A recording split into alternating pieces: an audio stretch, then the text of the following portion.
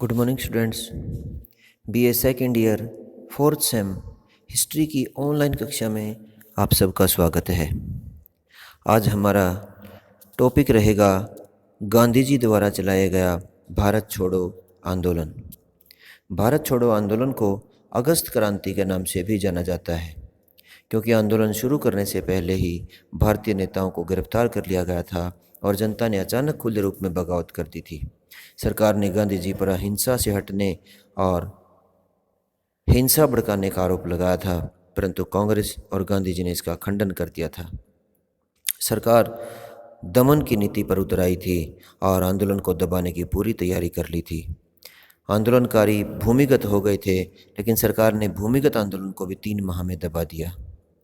उन्होंने सेना, हवाई जहाज और मशीन गनों का प्रयोग किया। इसके बाद जनता में अब इसका रोष ज़्यादा बढ़ चुका था और इसके बाद हम अध्ययन करेंगे कि भारत छोड़ो आंदोलन के लिए उत्तरदायी कौन सी परिस्थितियां विद्यमान थी। दूसरे विश्व युद्ध में भारत की भागीदारी था कांग्रेस का रवैया।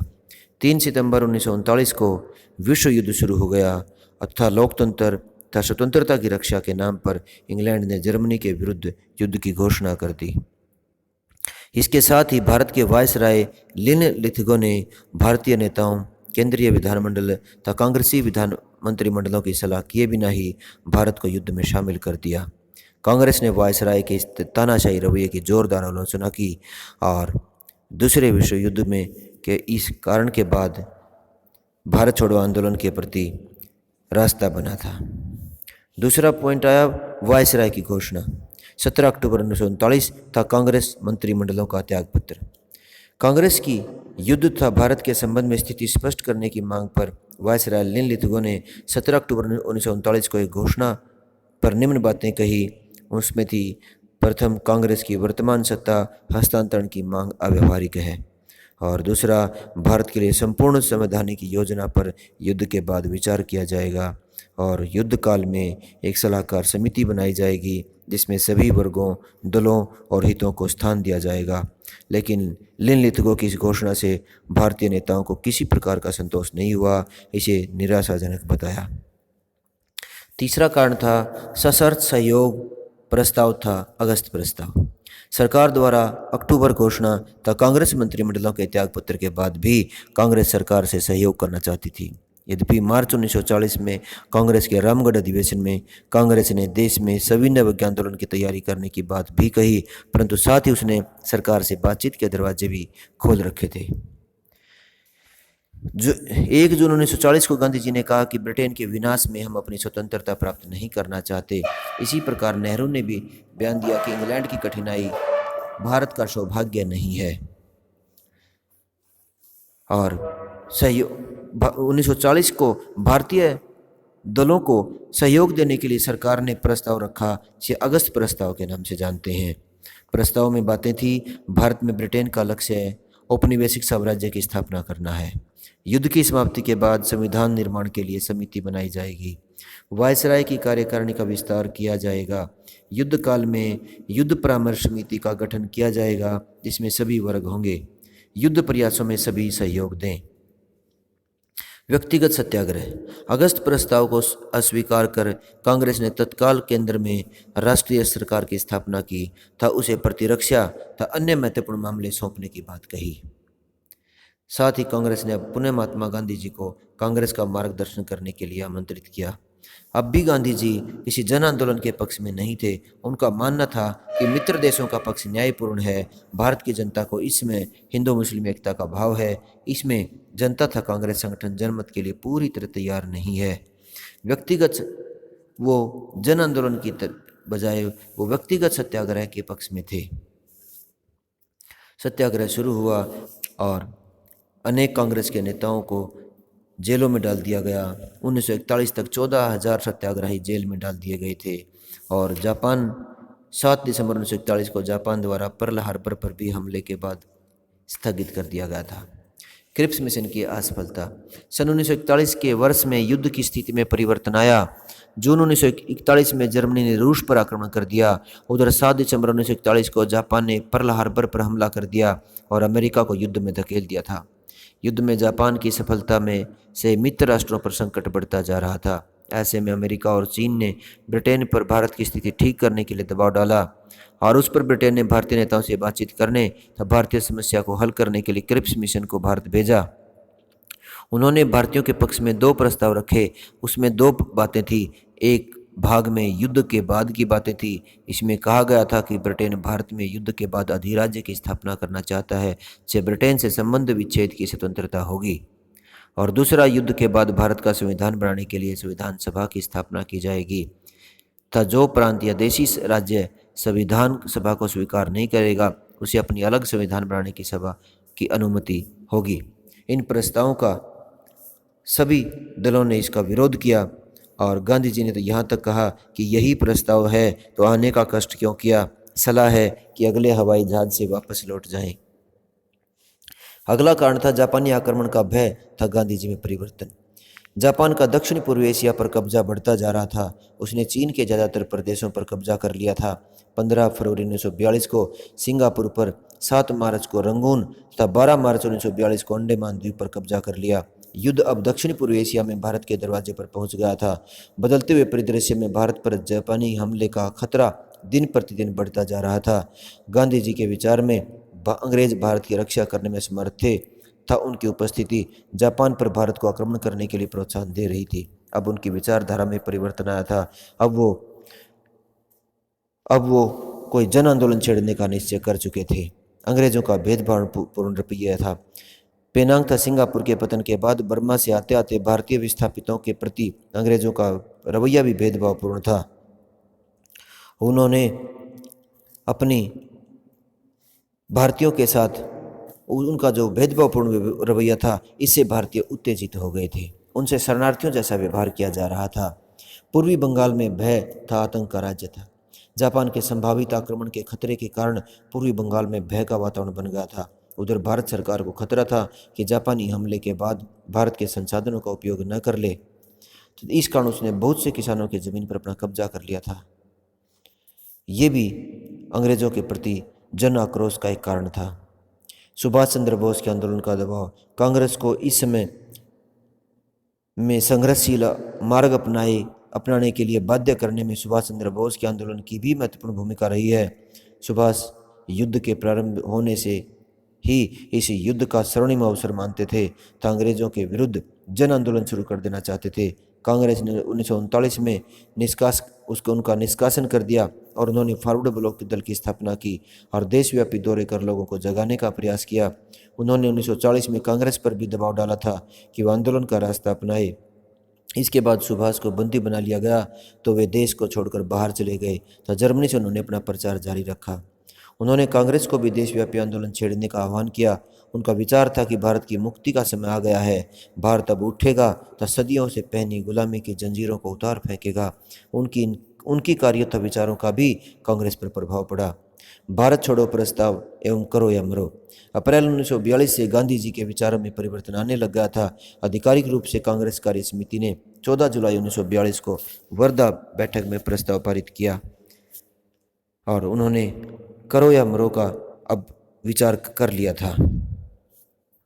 उन्होंने गांधी जी ने 70 मिनट तक अपना करो या मरो का भाषण दिया। उन्होंने कहा कि इस क्षण से आप में से प्रत्येक व्यक्ति अपने आप को स्वतंत्र समझे और स्वतंत्र व्यक्तियों की तरह कार्य करें। मैं पूर्ण स्वतंत्रता से कम असंतुष्ट नहीं होऊंगा। एक मंत्र है, छोटा सा मंत्र जो मैं आपको देता हूँ, उसे आप अपने हृदय पर अंकित कर सकते हैं और अपनी सांस द्वारा व्यक्त कर सकते हैं। वह है करो या मरो।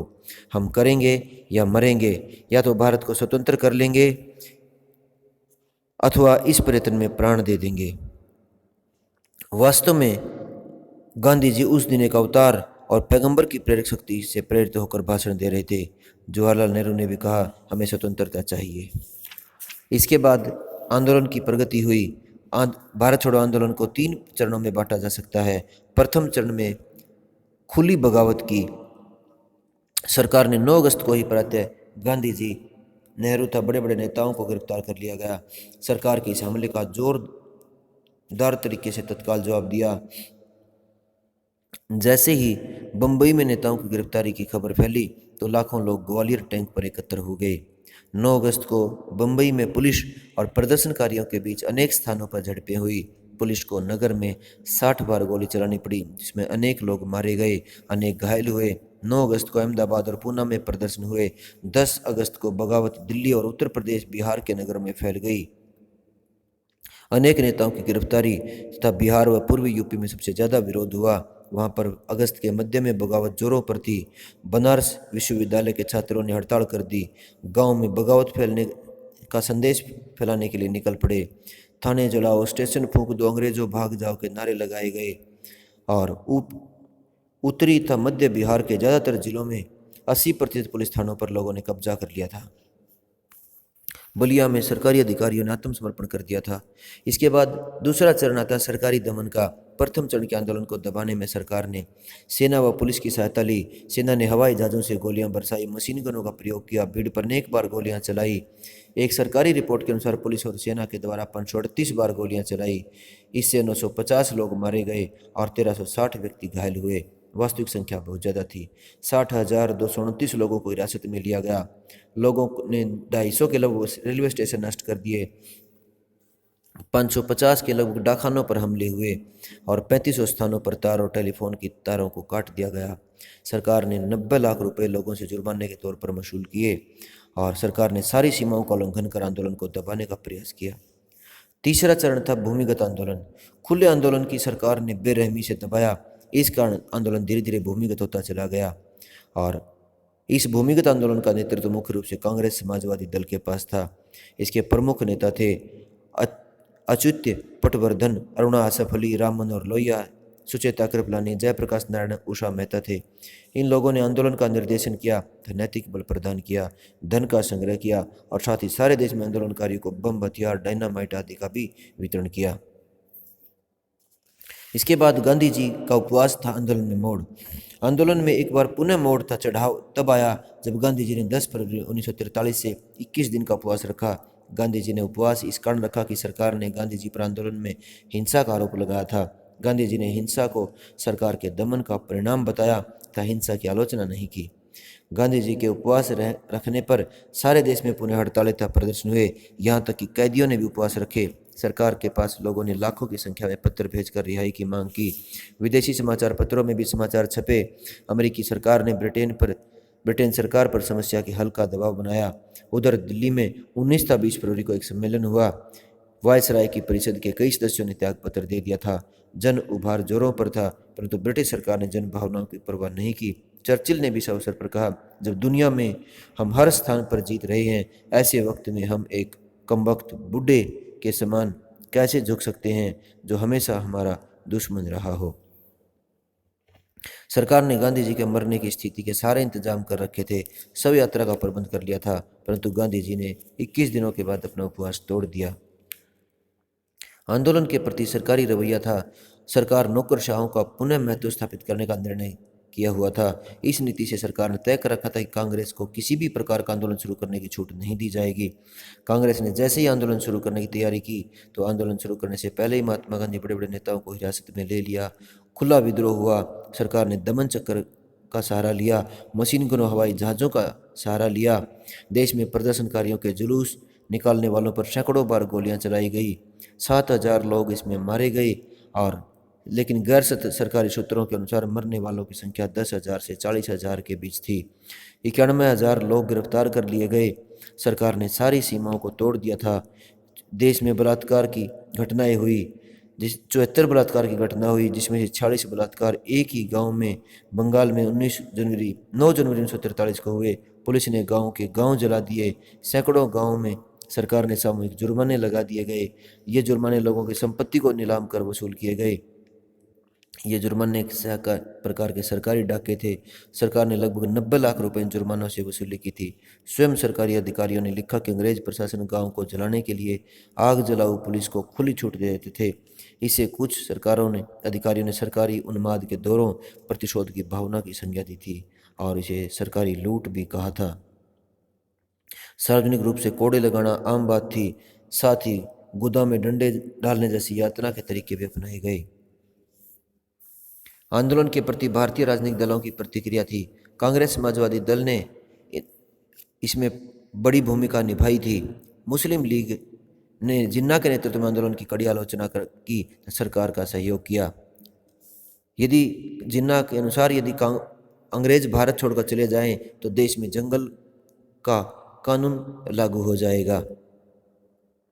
हिंदू महासभा के नेताओं ने यद्यपि सरकार की तीव्र आलोचना की, तथापि हिंदुओं को आंदोलन में भाग लेने के लिए कहा।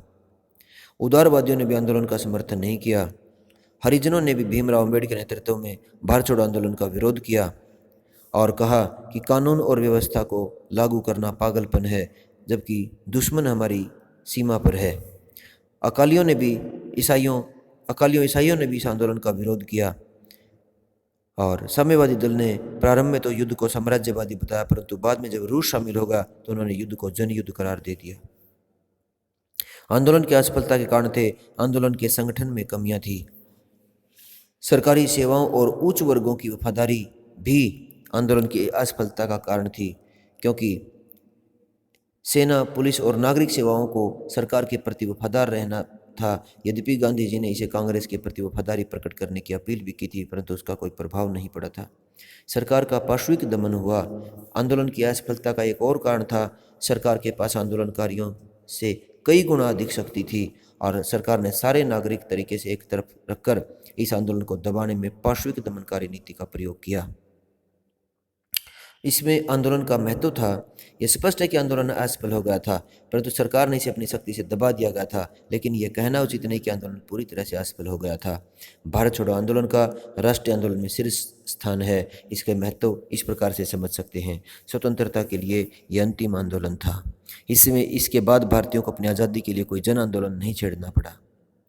अंग्रेजों द्वारा भारत छोड़ो आंदोलन, और ठीक है कि आंदोलन के समय भारतीय अंग्रेजों को बाहर निकालने में असफल रहे, किंतु आंदोलन की तीव्रता ने अंग्रेजों को भारत छोड़ने का निर्णय करने पर बाध्य कर दिया। भारतीय समस्या का अंतर्राष्ट्रीयकरण। इस आंदोलन से प्रतिबंध लगाए गए। जब प्रेस पर प्रतिबंध लगाए गए तो उसका कोई जवाब अंग्रेजों के पास नहीं था, परंतु धीरे धीरे विश्व समुदाय को भारत के आंदोलन के बारे में जानकारी मिल गई थी। इसके बाद अमेरिका, रूस, चीन की सहानुभूति भारत के साथ हो गई थी और इस प्रकार भारत की समस्या एक अंतर्राष्ट्रीय समस्या बन गई थी। बलिदान का उच्च उदाहरण।